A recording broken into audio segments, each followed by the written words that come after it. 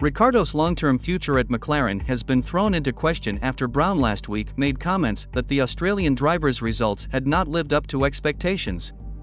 Ricciardo accepted that his time at the team had not delivered the results he or his bosses would have liked, but he was clear in Monaco that he was committed for the full 3 years of his contract, which runs out at the end of 2023.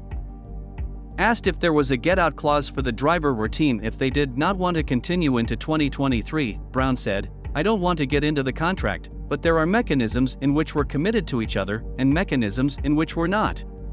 Ricciardo's future beyond 2023 had already appeared to be dependent on the progress of McLaren's IndyCar youngsters, with Pato O'Ward having been singled out as a leading contender if the team felt confident enough in going for a rookie. A swoop for the Mexican to replace Ricciardo for 2023 could be viewed as too early, although the Mexican is set for more F1 running later this season. "We've got both our test drivers under contract," said Brown. "Pato's definitely going to be one of those."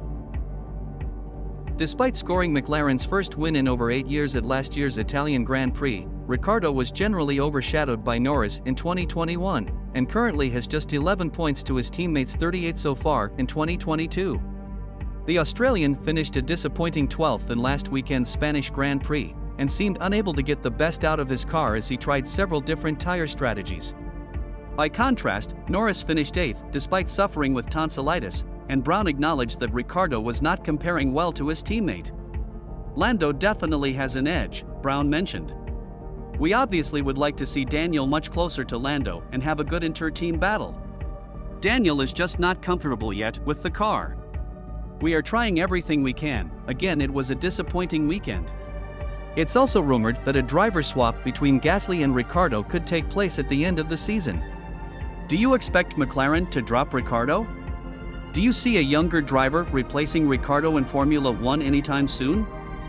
Let us know what you think in the comments below so we can have an interesting conversation. Thank you and subscribe for more content.